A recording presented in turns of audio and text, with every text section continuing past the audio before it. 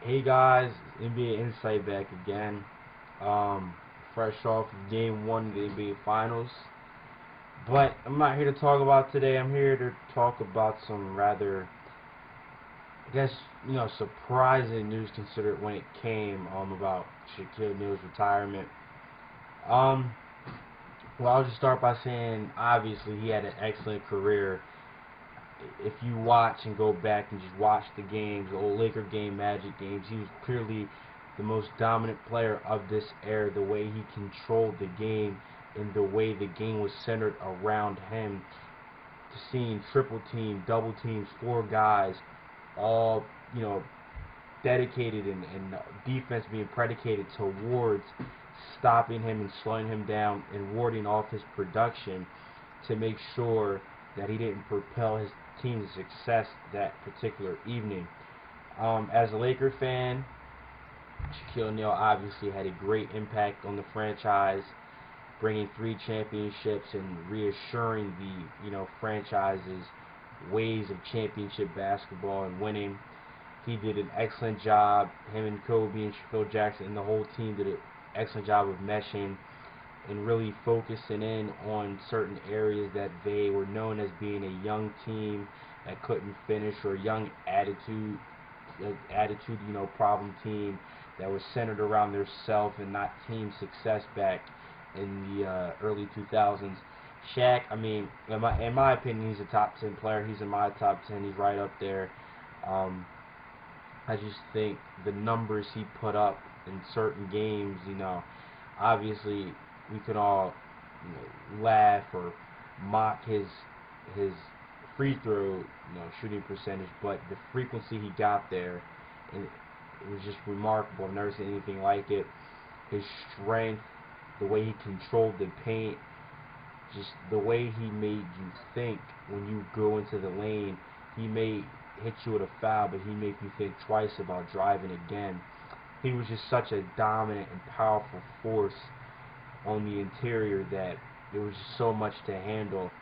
We saw him, obviously he didn't fare too well against the quicker Elijah Wan back in the Rockets series, but you look at the series versus the Pacers and him going against Rick Smits, and you look at him going against the Sixers and Dikembe Mutombo, and you look at him going against the Nets, and you look at him going against Kenyon Martin. Just other big. Those are just a few big men. Obviously, it wasn't all the big men, but some of them. And the way the coaching staff, the opposing team, would solely focus in on Shaq, and just to make sure that he just did not get off, was remarkable. And I will always remember him as being such an excellent passer for a big man. It just amazes me. I know I personally play basketball, and I've always played big man for a while, and the way he's able to see the floor and to pass the ball and to find the open man immediately was very, very, guard-like, and something I admired a lot about him. I also love the way that he off the court. I mean, it's either you love him or hate him. Shaq was an entertainer. He was lighthearted. He loved to have fun. He he just seemed like a really cool and nice guy. Some people considered him a clown. Some people, really like Shaq. I think Shaq was seemed like a really cool, genuine guy. And I mean, obviously, we all have our bad points in our lives, and you and him being in the spotlight, you can obviously highlight those and pick and say, oh, he did this, he did that. But he just seemed like just an awesome guy. He had fun on the court. He there's videos of him singing on YouTube. I remember he was on the back of the bus with Brian Shaw, some other Laker teammates, singing about the Western Conference Finals when the Lakers didn't have home court versus the Kings, and how Kobe was going to dunk on Vlade Divac time and time again. It's just Shaq is just a real, he seemed like a real fun guy, likable guy to be around. He really helped Kobe to get where he is today. He helped Wade to get where he is today. And I mean, even though people say he's old and broken down and deteriorated, people don't realize the impact he still has on the game today. Even if he's not effective on the offensive end, he's still a big body you have to account for. He can still rebound the basketball. And like I said, when you drive into the lane, he's a presence, and he makes you think twice about driving the basketball. And he collects fouls on the opposing team's big man.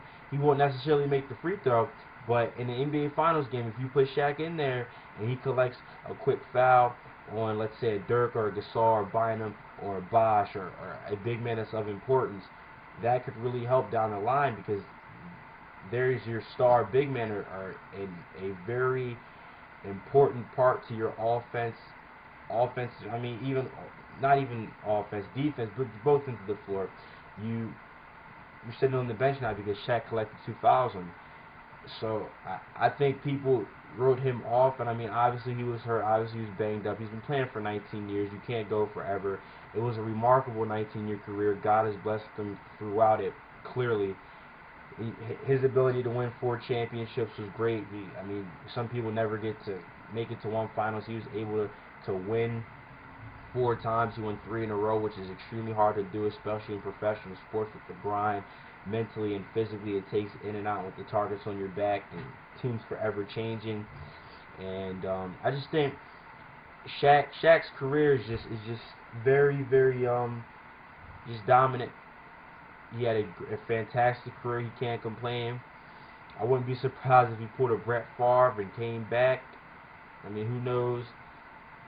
I doubt it, seeing as if the NBA may face a lockout this season. It would take a lot for him to continue to stay in that basketball shape, and he's going to be another year older. So maybe if he's called upon, you never know, he may be able to come back and fill in the duty for a team as a backup center guy that can play 20 minutes a game. But as of right now, see Shaq being done and just enjoying his career. I'd love to see him maybe produce records. You know, he had that platinum rap album. Or I'd love to see him do commentate. I think he'd be great at that.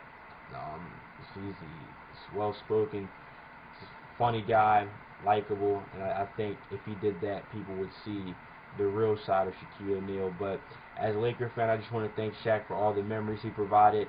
The most obvious one being the Kobe to Shaq alley-oop against the Trailblazers in Game 7 of the Western Conference Finals in 2000, and him pointing like that and heading to the bench, and thus the dynasty begun. 3 dominant years. You can never ask for any more. They really pushed each other hard, and I always remember in Philly, Game 3, I believe it was. It might have been Game 4, but I want to say Game 3, when he came out and the Lakers huddled up, and I don't want to repeat some of the stuff he said because he used explicit language, but you can tell he had these guys really focused, and they looked up to him, and he was motivated, and he was motivating them, and they were ready to rock, and they came out and handled their business and executed their game plan to perfection and won. So Shaq, I mean, you had a great career, man. May you continue to, excel in other things in other areas.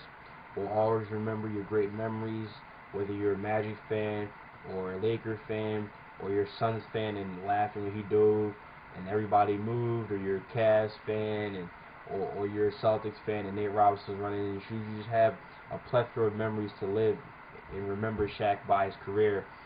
So maybe we'll see him again one day, maybe not, but we'll always have his tapes and his games to watch and just really appreciate truly greatness and the dominance he brought to the game, and just a different feel for a big man, just such power and brute, and just amazing passing ability, great teammate, and just an all-around champion.